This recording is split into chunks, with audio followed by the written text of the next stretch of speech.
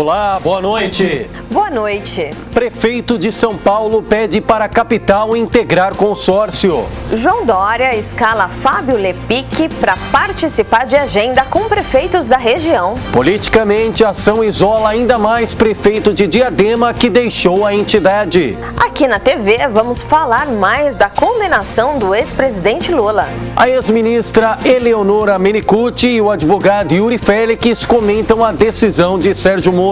Feijoada beneficente reúne mais de 400 pessoas em prol do caso da pequena Manu de São Caetano. Envie mensagens e participe pelo nosso Facebook. Hoje é segunda-feira, dia 17 de julho, e o Grande ABC Notícias está começando.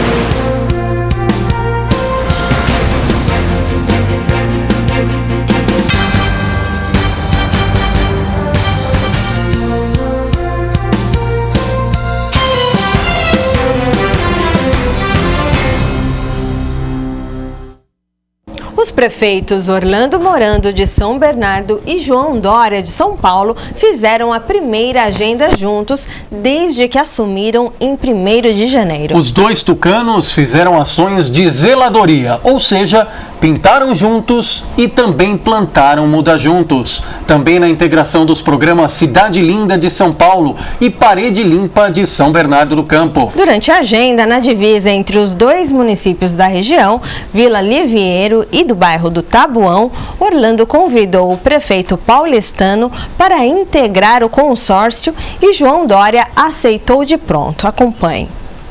Obrigado. Apenas para esclarecer, já atendemos o pedido aqui, nós somos rápidos. Já designamos o Fábio Lepic, que é o secretário adjunto das prefeituras regionais e é o braço direito do Bruno Covas, para integrar este comitê já a partir da próxima segunda-feira. A entrada de São Paulo foi avaliada nos bastidores da política do ABC como uma resposta clara à saída de Diadema da entidade. Ou seja, qual é a frase? Sai Lauro Michels e entra João Dória. A TV Grande ABC acompanhou a agenda e o Leandro Amaral perguntou aos dois prefeitos se seriam candidatos, ou seja, Dória a presidente e Orlando a governador para a eleição de 2018. Acompanhe. Dois possíveis candidatos aqui, o senhor é presidente e o Orlando é governador de São Paulo. Nós somos candidatos a sermos, se o Orlando me permite, nós somos candidatos a sermos bons prefeitos. Ele em São Bernardo, eu em São Paulo. Agora o PSDB, das palavras dele às minhas. Orlando não poupou críticas ao PT durante o discurso. São ações que assaltaram as prefeituras. O que nós não devemos copiar é esse jeito marginal que o PT implantou na política brasileira. É isso que nós não devemos copiar e nem lemos. E pode ter certeza, vamos continuar trabalhando firme com o apoio da população. Não tem quem vença o modelo de gestão quando você tem ao seu lado o povo. Ninguém supera. Ninguém teve coragem, João, de pôr o dedo na ferida da Cracolândia, porque passou muita gente frouxa pela Prefeitura de São Paulo. Orlando também comentou o fato do muro da casa de Dória ter sido alvo de pichação. Aliás, João, aquilo que aconteceu hoje na sua casa não é ativista político. Aquilo é marginal investido de ativista político. Porque se querem protestar, façam isso. Agora sem pichar e sem sujar. Já Dória comentou sobre o processo de renovação no PSDB. Numa convenção nacional no próximo mês de agosto em Brasília, abrindo espaço inclusive para a nova geração de prefeitos que em 2016 foi classificado como a onda azul e promoveu vários bons prefeitos, como é o caso do Orlando Morando, que está aqui ao meu lado, e que não tem nenhuma representação no Diretório Nacional do PSDB. Isso não é correto, não é certo, não expressa democraticamente a força do PSDB no plano municipal, lembrando inclusive que as pessoas vivem no município, ninguém vive no Estado e nem na União. E fazer esta convenção em agosto. Essa é uma posição bastante clara daqueles que advogam um PSDB democrático, um PSDB sintonizado com a opinião pública e com a modernidade, e abrir espaço para que jovens prefeitos possam estar ali representados. Inclusive, eu deleguei a nossa representação, a representação de São Paulo, ao Orlando Morando, que poderá ser um grande representante, não apenas de São Paulo, mas dos prefeitos brasileiros na Convenção Nacional, fazendo parte do Diretório Executivo Nacional do PSDB. Dória também falou sobre a possibilidade da prisão de Lula. Porque aos ruidosos, a minoria ruidosa vai ter que aplaudir o Lula em Curitiba. Lá em Curitiba. Vai chegar a vez dele. Tá chegando a vez dele, sim. Lula na cadeia! Lula na cadeia! A caminho. A justiça já foi feita e continuará a ser feita. E ainda, falando sobre esta agenda, a parceria entre Dória e Orlando tem surtido efeito, pois os dois têm cada vez mais visibilidade no cenário político. Tanto que Dória indicou Orlando, como você acompanhou, para ter espaço na nova direção nacional do PSDB, representando essa nova geração de prefeitos tucanos. Hoje essa divisão entre cabeças pretas e cabeças brancas, como diz no bastidor do PSDB. Agora fica aqui o registro, né? O que não pode ocorrer, e nós aqui criticamos veementemente como veículo de comunicação social, é a política do ódio. A crítica ela é saudável, a oposição ela é saudável, o ponto e o contraponto é a essência básica de cada democracia. Agora, você tem que fazer a crítica ancorada, baseada em fatos.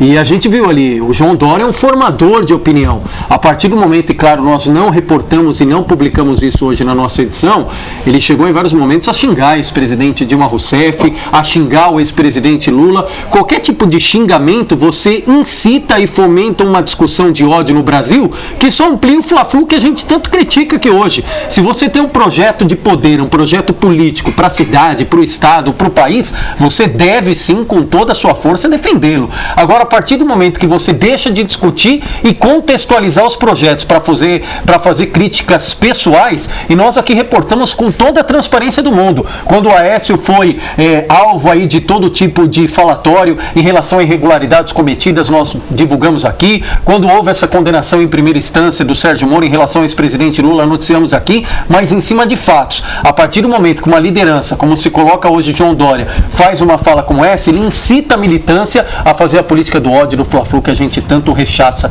aqui na TV Grande ABC. Fica o registro. E antes de falarmos com os nossos convidados sobre política e a condenação de Lula em primeira instância pelo juiz Sérgio Moro, vamos falar de solidariedade. Pois é, um evento para lá de importante, né? Nesse domingo aconteceu a feijoada solidária da pequena Manu, lembra ela? De 5 anos de idade, participou aqui do Grande ABC Notícias. Ela esteve aqui com a mãe dela, Aline, e comoveu a todos com a sua história. Ela é vítima de uma síndrome rara, que aos poucos vai tirando os movimentos, e a nossa reportagem acompanhou a feijoada, acompanhou toda essa movimentação de perto. Veja a cobertura com Amanda Sinac. Então, a Manu foi diagnosticada com a síndrome de Shai tipo 1. E como se trata de uma doença rara, ela tem também um custo diferenciado que o plano de saúde não cobre, né? E várias outras despesas que a mãe da Manu precisa para aliviar um pouquinho os sintomas que essa doença traz.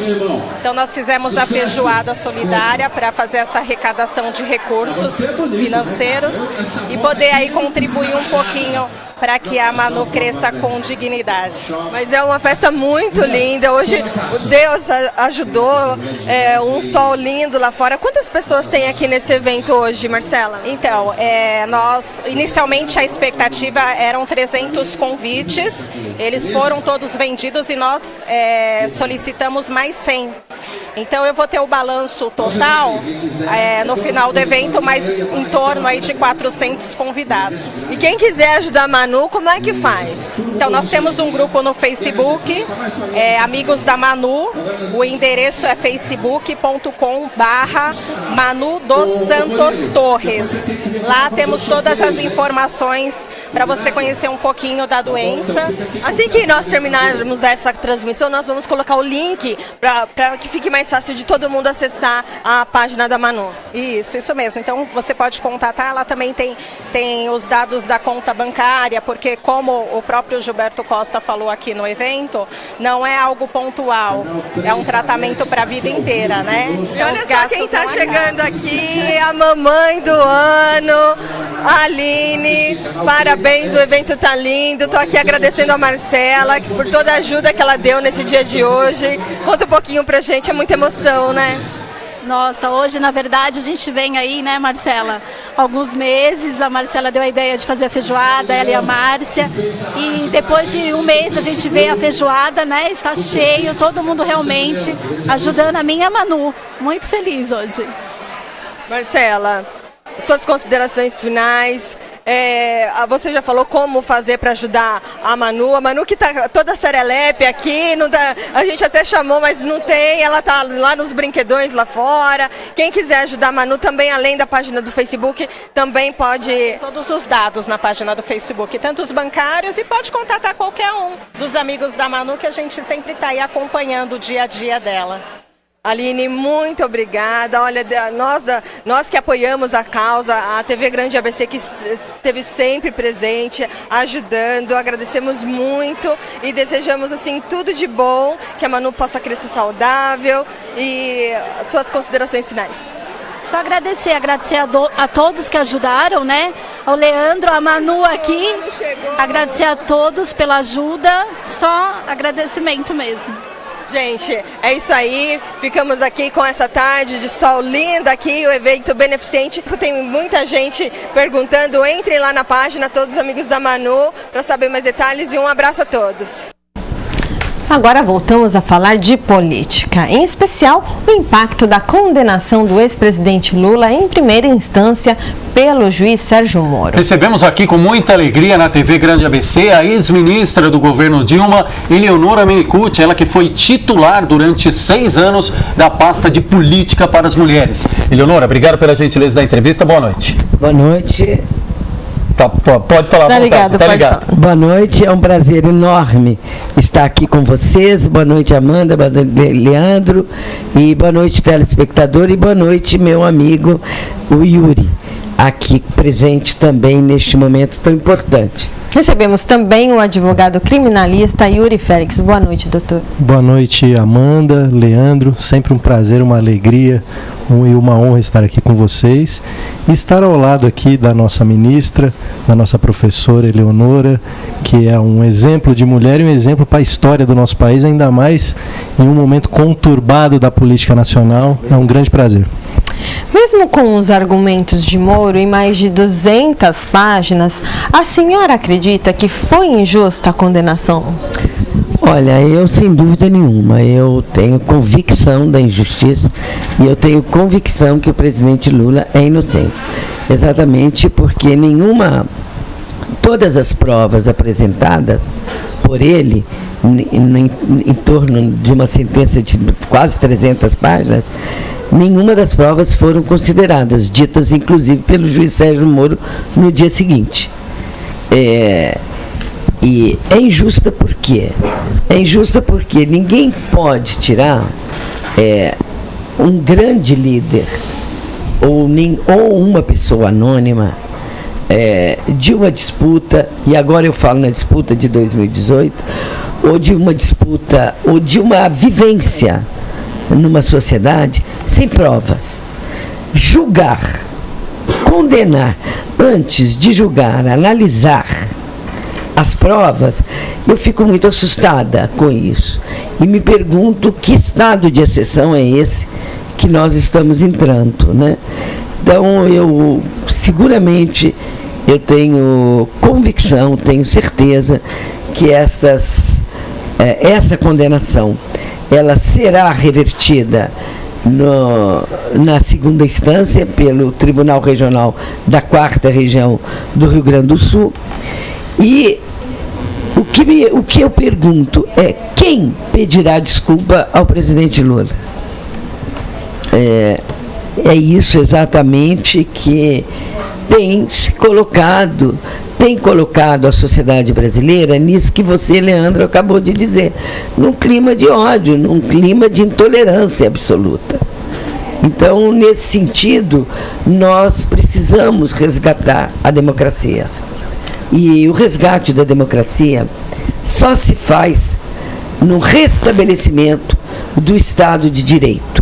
E o Estado de Direito, para que ele seja restabelecido, é necessário que nós retornemos, que se devolva ao povo brasileiro o direito ao voto soberano, com eleições diretas, para que haja o grande pacto nacional da democracia. Ministra, até por força do hábito, vou me referir à senhora como ministra, só para citar, inclusive ontem um periódico dominical chegou a citar os argumentos do juiz Sérgio Moro para fazer essa condenação em primeira instância. E aí quero ouvir o comentário da senhora. Cita, entre outras coisas aqui, um termo de adesão, segundo o Sérgio Moro havia uma intenção oculta, a rasura que foi feita do apartamento 174, que seria o triplex, depois para um apartamento de menor tamanho no 14º andar, e fala que o Lula não deu explicação concreta quando ele teve a oportunidade de ser questionado pelo Sérgio Moro, e diz também a respeito das notas de reforma e também intervenções feitas pela OAS nesse triplex, além do próprio depoimento do Léo Pinheiro, que era da OAS. Esses argumentos não têm validade do Sérgio Moro? Olha, eu acredito que não, porque grande parte desses argumentos foram argumentos, foi a oralidade. Eu fui presa política na ditadura militar de 64, 68, e naquele momento, naquela época, naquele estado de exceção absoluto, eu fui condenada absolutamente por ideologia, por combater a ditadura e voltar e lutar pelo direito da democracia, pela justiça social, pela igualdade, pelo fim da ditadura. Hoje, o que acontece no país, lamentavelmente, é isso que se faz. Destrói as pessoas pela mídia, pela grande mídia, destrói, seja ela quem for. Não são as pessoas só do meu partido, só do meu campo. É qualquer político, qualquer pessoa. Existe uma criminalização da política. Então, esses argumentos são argumentos orais. O Léo Pinheiro, como foi noticiado, e o próprio presidente já disse isso, ele, até um dia antes, ele negou mais de 2 anos. Qualquer coisa. De um dia para o outro, ele mesmo disse no depoimento dele que ele mudou. Respondendo aos advogados do presidente, ele disse que ele mudou de opinião a conselho dos advogados. Então eu sei o que é isso, eu sei o que é estar preso, eu sei o que é a pressão psicológica, eu sei que é uma tortura. Poucas pessoas aguentam.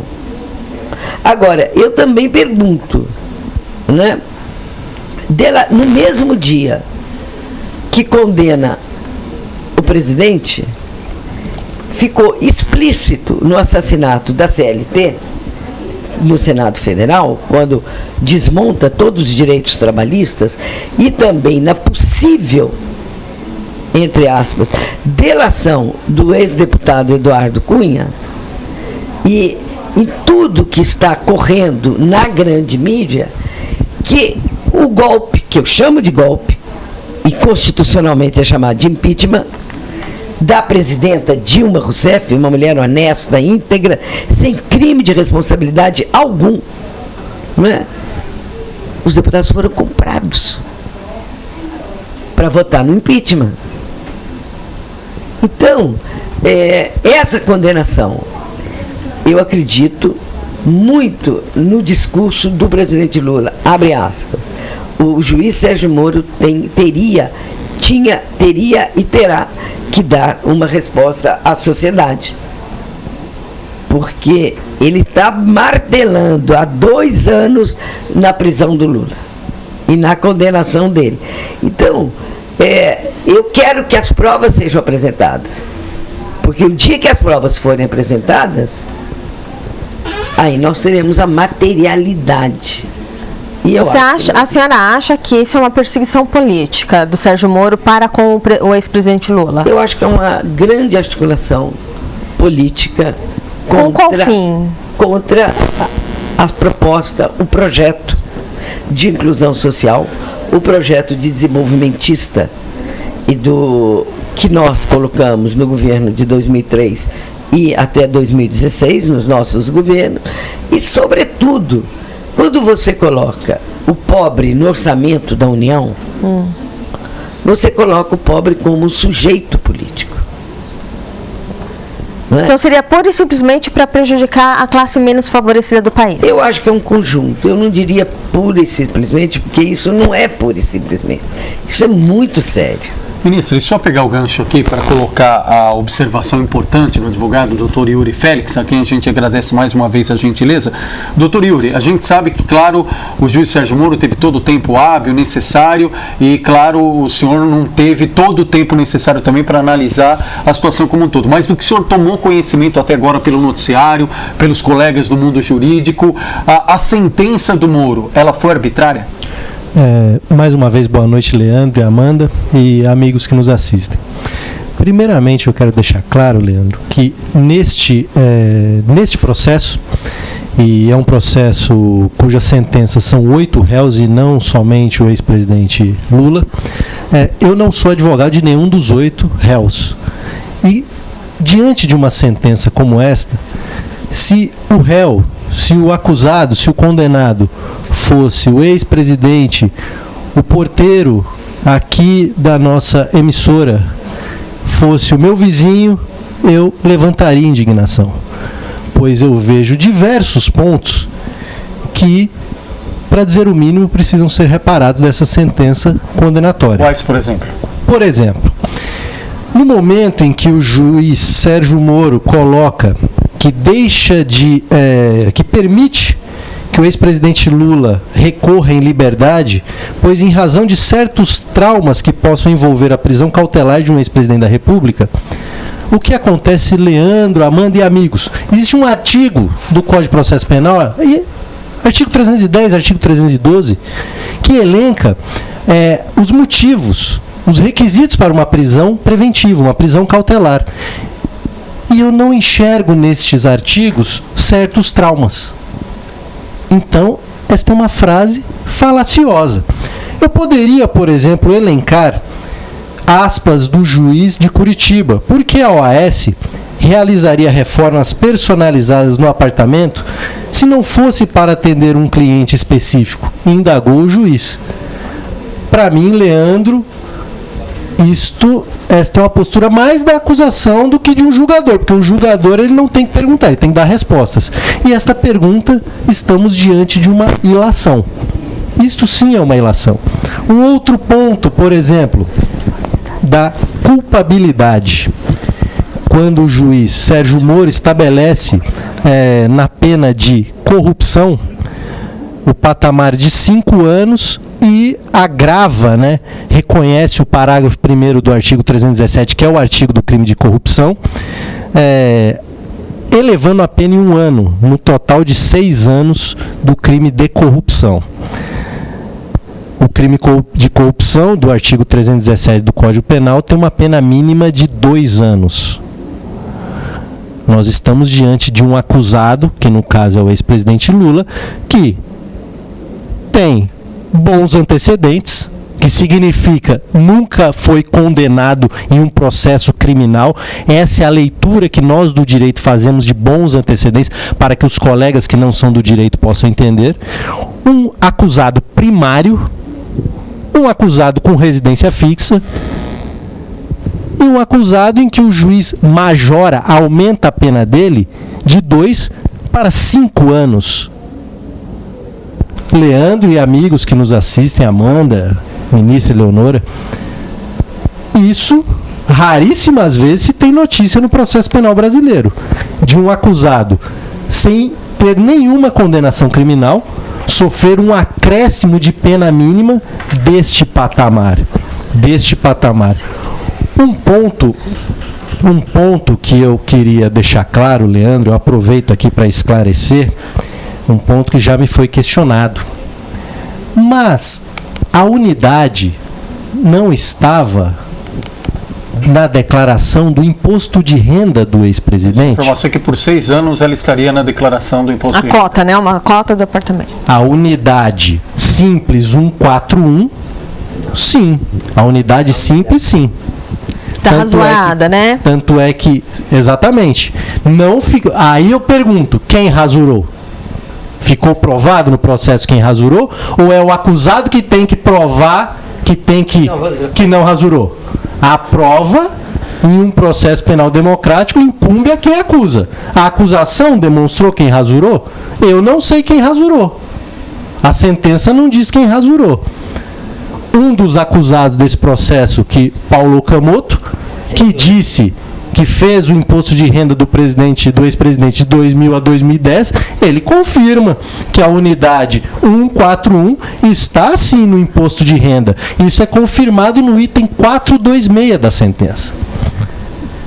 Mas o triplex, que é a unidade 174 e que depois alterou-se os números, passou a ser a unidade 164A, não consta do imposto de renda.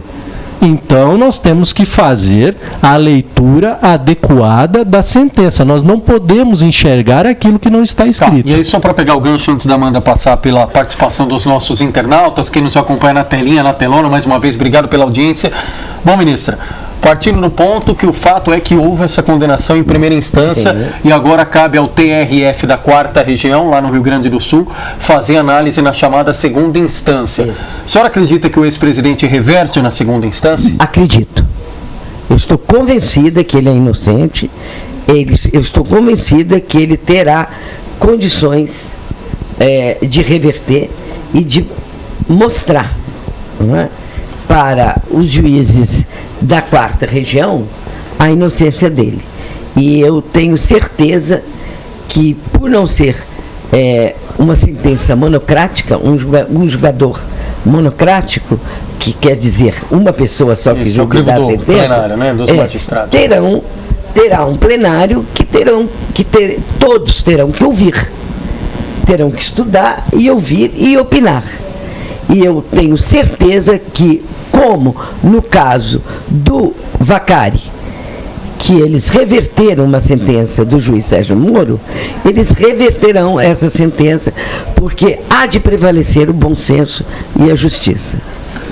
Bom, passando aqui pelos nossos internautas, eu gostaria de agradecer muito a participação. Estou recebendo inúmeras mensagens, mas uma que é muito interessante, que vai para o doutor Yuri.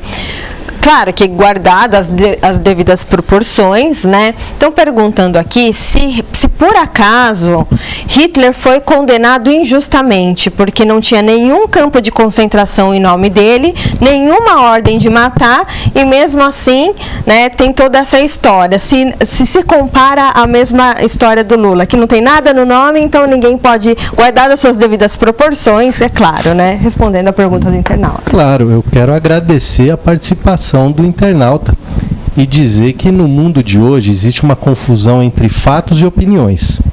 Fato é aquilo que está na história. Hitler não foi condenado porque ele cometeu suicídio. Então fica inviabilizado eu responder a pergunta dele por uma falta de rigorosidade histórica. Porque se nós conhecermos a história, nós chegaremos à conclusão que, para que uma resposta seja correta, a pergunta precisa ser acertada. Mas agora, o que eu estou dizendo aqui são fatos. A sentença está lá para ser lida. Numa sentença de mais de 600 itens, a prova defensiva foi apreciada em meia dúzia de pontos. Se nós olharmos o evento, ou melhor dizendo, o item 604, nós olhamos lá. Agora, só pegar um gancho, pois não, Leandro. Doutor Yuri, quero ouvir a ministra e quero ouvi-lo também. independentemente da posição partidária. E aí, para quem está em casa, que não é filiado a partido nenhum, que acompanha essa onda de noticiários, aí ouve o PSDB criticando o Lula, ele está criticando o Lula como a gente viu o Dória, porque ele é da oposição. Aí vem alguém defender o Lula, está defendendo o Lula porque foi ministro, porque participou do governo. Para o cidadão que está distante da política, e a gente defende aqui que o cidadão participe efetivamente da política, porque o mal só prevalece quando os bons não fazem nada. Mas, na prática, qual a mensagem? Até que ponto a gente pode seguir a discussão teórica, a discussão técnica, sem ter toda esse reflexo do debate político que está tão acalorado, e não é nem debate político, é um debate eleitoral, e muitas vezes vai para o fla-flu, que é do ódio eleitoral. Como é que a gente consegue separar essas duas discussões para quem está em casa? Olha, excelente pergunta e excelente análise, né? Eu acredito que isso acontece por 3 razões.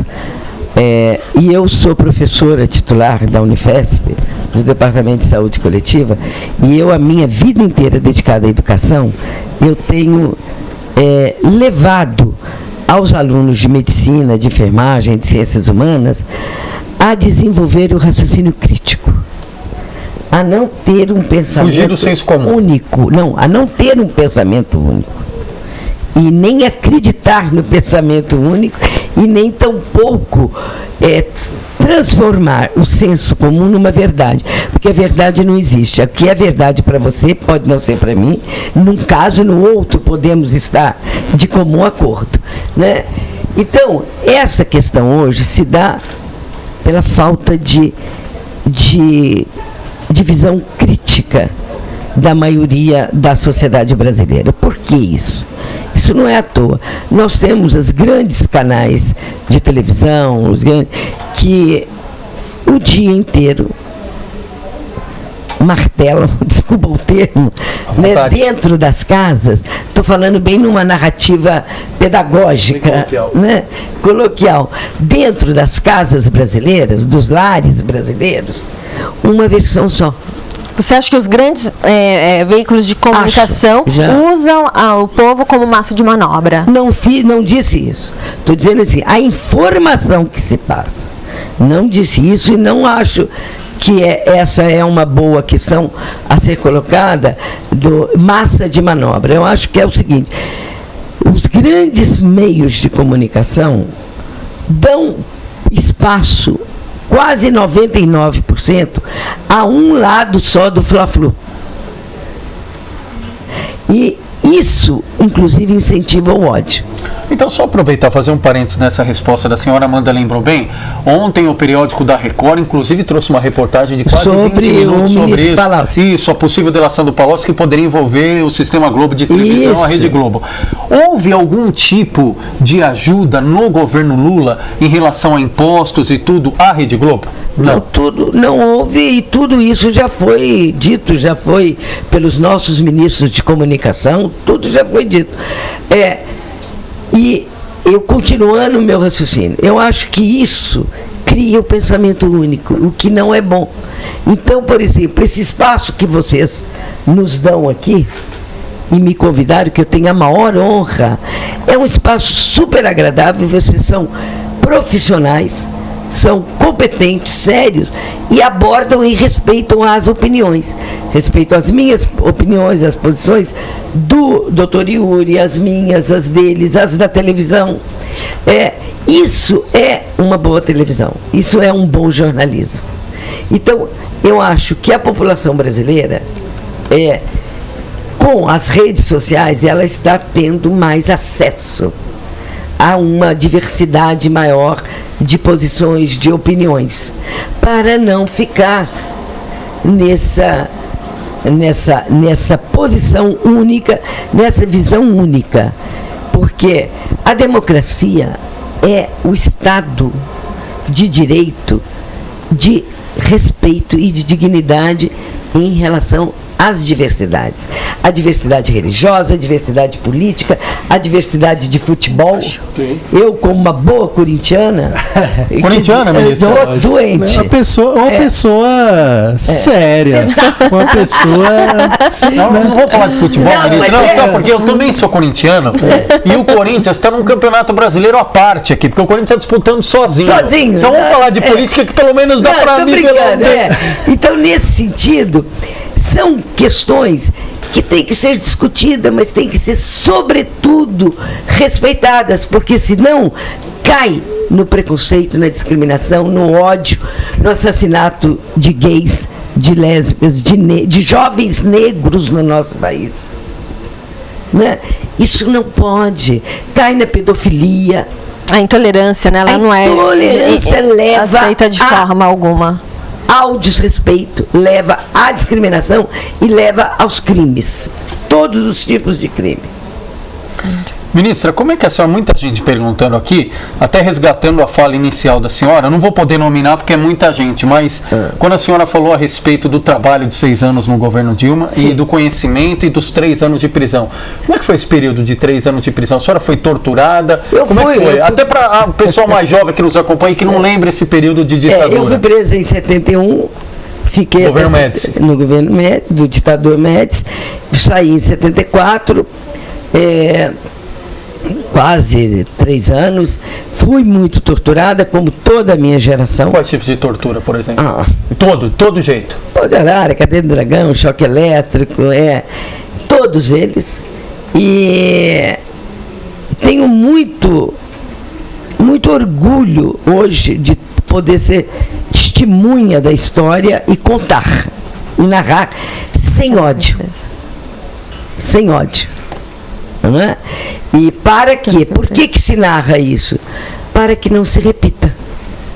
Então, uma das minhas determinações históricas de vida, Yuri, é denunciar os nossos mortos, desaparecidos, as torturas, e para que não se repita. Ou seja, o Walter Benjamin dizia: não se esqueça o passado, para que ele não se repita. Nem no presente e nem tampouco no futuro. Não é? Então, eu tenho muito medo de onde vamos, para onde estamos caminhando com esse golpe que eu chamo parlamentar de 2016. Porque foi, numa velocidade enorme, um desmonte de direitos conquistados há anos, desde a Constituição de 1988. Mas, de fato, assim, só para quem está em casa entender, o porquê a senhora foi presa? Por quê? Eu lutava contra a ditadura. Fui liderança estudantil em Minas Gerais, fui vice-presidente da União Estadual dos Estudantes, fui vice-presidente da UNE. E porque eu enfrentei, como toda a minha geração de 60, 68, né, enfrentamos a ditadura, lutamos e combatemos, entregamos a nossa juventude. Por isso eu fui presa. Doutor Yuri, quero ouvi-lo também nessa linha a respeito de como a gente pode desfocar o que é o debate político, o que é o debate eleitoral e o debate técnico, mas principalmente hoje, o senhor teve a oportunidade de falar isso, mas acho que é oportuno a gente martelar essa história, até parafraseando aqui a ministra. Como é que a gente pode achar a linha tênue e o limite dessa tal chamada judicialização da política? Até que ponto o Poder Judiciário atrapalha e até que ponto o Poder Judiciário ajuda nos encaminhamentos da política e na seguridade da legislação? Leandro, veja, nós necessariamente precisamos de um aperfeiçoamento democrático. Por certo, em uma democracia, que é o nosso país, não obstante vivermos um período complicado, historicamente falando, a mídia tem o direito de falar primeiro e o judiciário de falar por último. Ocorre que nenhum poder da República deve ser absoluto. Nós vivemos um período, Leandro e Amanda, que um político, seja ele qual for, eleito pelo voto popular, ele pode ser substituído, atacado, questionado por um juiz de primeiro grau. Claro que eu sei a questão tenho ciência da questão do foro por prerrogativa de função, ok. Mas quem fiscaliza os fiscais? Quem fiscaliza o juiz? Logo, em nossa democracia, ao meu ver, nós temos uma disfuncionalidade em que os juízes e membros do Ministério Público, muitas vezes, agindo de forma assodada. E nem digo que seja algo malicioso, mas de forma extremamente voluntariosa, ofendem aquilo que em uma democracia não pode ser esquecida, que é a Constituição. Aquilo que eu disse aqui, que eu digo aqui, repito, eu diria para qualquer condenado, acusado, que fosse vítima de uma sentença como esta. Eu já tive a oportunidade de manifestar a respeito das interceptações telefônicas da irmã do senador com o jornalista tal, arbítrio, de um ex-presidente com uma atual presidente da República, arbítrio. Tive a oportunidade de manifestar a respeito disso. Com o Reinaldo Azevedo. Sim, arbítrio. Estamos diante do estado de exceção, no momento em que se intercepta e se divulga a fonte, Leandro. A fonte. No momento em que se intercepta e se divulga conversas entre os advogados e seus clientes. Se isso ocorre, onde vamos chegar? Esse é o questionamento.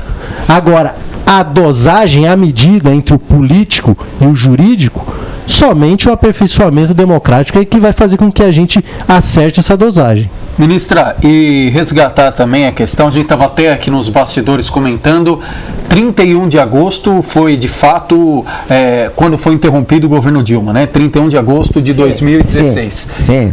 De lá para cá, e a senhora é uma pessoa muito próxima a ex-presidente Dilma Rousseff, nos contatos que a senhora estabelece com ela, o que a senhora tem sentido em relação à militância política da Dilma Rousseff e até mesmo eletiva? Ela tem pretensões de voltar a disputar uma eleição? Olha, isso só ela pode responder. O que eu digo é que a presidenta eleita e reeleita por 54 milhões de votos, ela é uma pessoa de imensa integridade, dignidade, respeito e serenidade. Ela está tranquila, absurdamente serena, absurdamente no sentido positivo da palavra, serena, mas muito indignada com tudo isso que está acontecendo. Em menos de um ano, não bastando a injustiça que cometeram com ela, porque a ingovernabilidade, como o Yuri já disse, não pode ser de forma nenhuma motivo para tirar uma presidenta ou um presidente. Nós não estamos no sistema parlamentarista. O nosso sistema, só quem tira e põe é o povo. Né? A senhora defende a mudança do regime, como alguns defendem? Não. O presidencialismo tem que continuar da forma que está? Ora, tem que haver adequações, ajustes. Quais, por exemplo? Por exemplo, eu acho que é necessário 5 anos para presidente. Mandato de 5 anos? De 5 a 6 anos e não reeleição. Acabar com a reeleição? Sempre. Eu sou contra a reeleição para reitor, para reitora, enfim, eu acho que amplia-se o mandato, não é? E eu acho que tem que fazer o Brasil precisa de uma reforma política. Nós precisamos, nosso sistema político é arcaico, é atrasado, não é? Impede que as mulheres ganhem as eleições, impede que as mulheres tenham acesso, não é? 70% de um sexo, 30% de outro, no regime, na exigência do Tribunal Eleitoral, e os partidos necessariamente não são todos os partidos que cumprem isso. E isso é muito sério. Inclusive, a senhora foi ministra da Secretaria de Políticas para as Mulheres, né? 6 anos. Vamos falar um pouco. Preconceito é coisa da cabeça ou ele existe de fato? É absolutamente real e concreto. Por quê? Porque a nossa sociedade é uma sociedade patriarcal, onde os homens já nascem mandando e se consolidam no poder. As mulheres, pela condição de reprodução, foi dado a nós, mulheres, apenas um direito. É o direito. Isso desde sempre até hoje, né? Patriarcal, até hoje, ficar em casa. Quando nós, na década de 70, largamos o tanque e a cozinha e fomos para o mercado de trabalho, uma metáfora, nós vestimos calça comprida e os homens não vestiram saia e foram para dentro de casa dividir conosco a divisão sexual do trabalho. Enquanto isso não terminar, o homem não for para dentro de casa também, não dividir as tarefas de dentro de casa, lavar, cozinhar, cuidar, as tarefas do cuidado, né? O patriarcado não vai. Ministra, para quem não acompanha tão de perto o dia a dia e não tem a dimensão dessa discussão de gênero e desse preconceito que existe, dá para quantificar, dá para dar exemplos ao longo do que a senhora viu nesses 6 anos de discussão de políticas voltadas às mulheres? Olha, eu vou dar um dado. No mundo, em 5 minutos, 10 mulheres são estupradas no mundo e 5 são assassinadas, pelo simples fato de serem mulheres. No nosso governo, nós conseguimos, com as deputadas e senadoras guerreiras, bancadas guerreiras, transformar o estupro em crime hediondo. E foi sancionado a lei do feminicídio. O que é isso? Porque até o Código Penal é extremamente machista e patriarcal. Veja bem, homicídio é morte de homem. Não é, Yuri? As palavras têm significado. E foi mudado no Código Penal em 2013, em 2014, o homicídio para feminicídio. O Brasil passou a ser o 16º país do mundo a ter uma lei que torna crime hediondo com uma pena de 12 a 30 anos o homem que matar a mulher pelo fato dela ser mulher, e agrava de 30% se a pena aumenta, se o assassinato se der na frente de crianças, ou com meninas até 14 anos, ou mulheres acima de 60 anos, ou grávidas ou deficientes. E por que as mulheres participam tão pouco da política? A política também é machista? É absolutamente machista. Vou te dizer por quê. Porque o homem não divide com ela a jornada de casa. Porque o homem sai para a política, quando ele volta, ele tem a mulher lá em casa, lá dentro de casa. As tarefas de casa estão. Você que está aqui, eu que estou aqui, nós sabemos que nas nossas casas tem milhões de tarefas que são, ou nós pagamos uma trabalhadora doméstica que agora tem os seus direitos, mas que com o desmonte da CLT, estes direitos passarão a ser flexibilizados e a mulher a trabalhadora passa a ser uma pessoa jurídica. Como é que ela vai negociar com o patrão? Ela negociar sobre o salário dela, sobre as férias, sobre o 13º, quando passa negociado sobre o legislado, né? Então, tudo isso impacta no cotidiano da vida das mulheres, né? E a mulher ainda é usada somente para compor chapa? Basicamente. Vários partidos estão rompendo, as mulheres estão rompendo com isso em vários partidos, porque tem as cotas, tem a paridade, tem a punição de agressão com as mulheres dentro dos próprios partidos, né? Então, isso tudo são conquistas que nós, mulheres que estamos na sociedade civil, nos movimentos sociais, nas universidades, no trabalho, conquistamos, e nos partidos. Porque a mulher entra, a minha experiência me mostrou o seguinte, dados, a mulher entra no mercado de trabalho, mas a ascensão dela na carreira é absolutamente desigual. Mesmo cargo, homem e mulher, 28%. 28%. E era quanto até então? Chegou a 40%. Chegou a 40%. O mesmo cargo, só pelo fato de ser mulher, ela ganha 28%. É por isso que, na Constituição de 88, você sabe, tem trabalho igual, salário igual. Mas até hoje, eu não consegui que passasse no Congresso, nem eu, nem a bancada feminina, não conseguimos que passasse no Congresso a regulamentação disso. Por quê? O mercado de trabalho não permite. Mas só antes do doutor Yuri comentar também a respeito disso, a senhora, lembrando, trabalhou 6 anos no governo Dilma, teve algum contato à época com o Michel Temer, vice-presidente da República.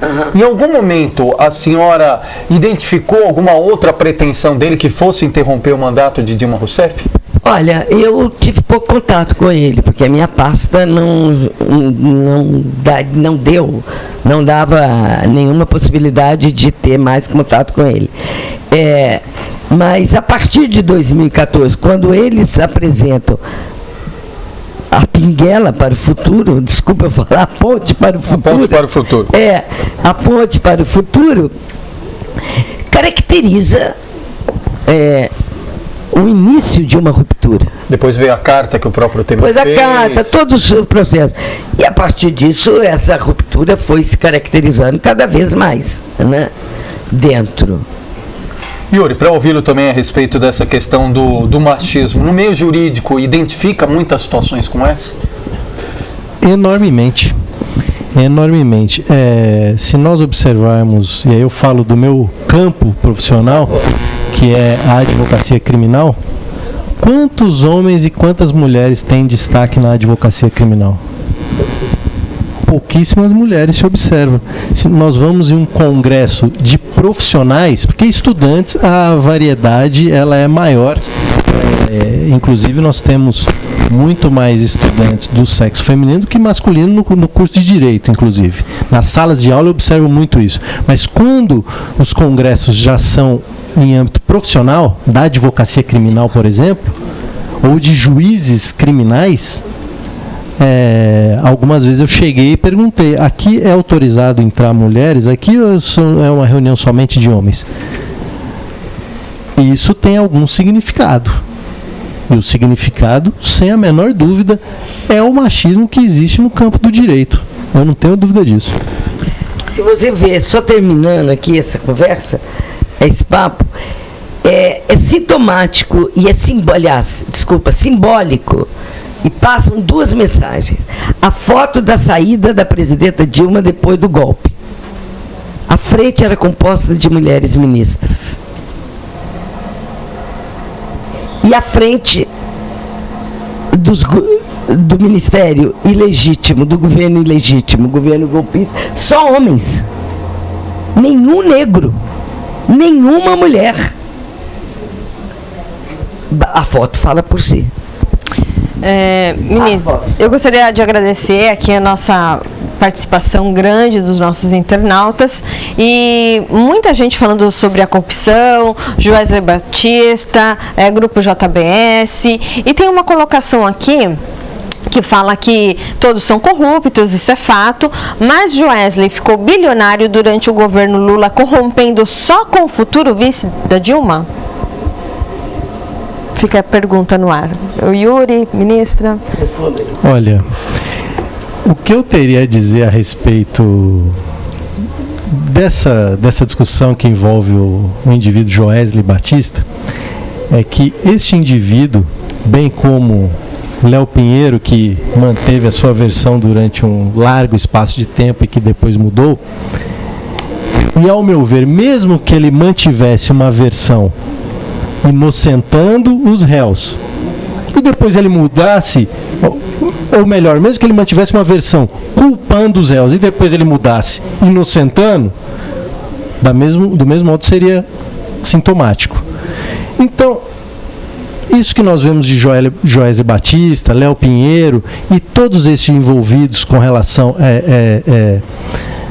à delação premiada, como o Youssef, e eu falo do ponto de vista jurídico, temos um problema gravíssimo no processo penal brasileiro quando o assunto é delação premiada. Que nós vamos ter mais oportunidades ainda, doutor Yuri, de falar sobre esse assunto. O doutor Yuri, aliás, acompanha de perto, tem livros nessa questão. Só colocar aqui, ó, o Brasil inteiro nos acompanhando, viu? Ó, quero deixar aqui o Wilson Caboclo, está dizendo que nos acompanha lá da cidade de Sabino. Abraço, Caboclo. A Marcela Costa concordando com a ministra. A fala da ex-ministra se comprova no fato de vários partidos que foram penalizados na última eleição por não cumprirem a cota do fundo partidário destinado às candidaturas das mulheres. E o Fábio Palácio, secretário secretário executivo do consórcio, dizendo que estamos acompanhando lá de Brasília, capital federal, dando seguimento aí à agenda do escritório do ABC em Brasília. E só para ilustrar, ministro, o que a senhora falava, dados aqui da região, estamos em São Caetano do Sul. A Câmara tem 19 cadeiras. De 19 vereadores, uma mulher. São Bernardo do Campo, de 28 vereadores, 2 mulheres. Isso porque uma ainda era suplente. Como o vereador virou secretário, ela foi alçada também a cadeira na Câmara. E aí por diante, Santo André, de 21 cadeiras, 2 mulheres. E aí por diante, a gente consegue, se for aqui resgatar, e a gente já fez essa discussão, a última prefeita aqui dos 7 municípios do ABC foi Maria Inês Soares, em Ribeirão Pires, no ano 2000. E antes da Maria Inês, nós vamos ter que ter um profundo... Teresa Delta, década de 40, em São Bernardo do Campo. Ou seja, é um vácuo muito grande da participação das mulheres, só para referendar aqui com o olhar regional, isso que a senhora disse. Mas de imediato, ministra, quero muito agradecer a gentileza. Eu sei da sua agenda corrida, pela questão dos exercícios acadêmicos, por tudo que a senhora faz, a militância que a senhora exerce. E aqui o intuito é exatamente como a senhora destacou, independentemente de quem está na telinha ou na telona concordar, mas a gente conseguir tirar uma conclusão a partir do ponto e do contraponto. E aí quem está em casa tira a sua conclusão a respeito do assunto. Obrigado pela gentileza da entrevista, parabéns pelo trabalho. Eu que agradeço a Amanda, agradeço o Leandro e a todos os ouvintes da TV Grande ABC. Doutor Yuri, da mesma forma, e Santo André, São Bernardo, São Caetano, agora com a rede social, isso aqui nos leva em qualquer parte do planeta. E o Yuri, mais uma vez, muito prazer de estarmos juntos.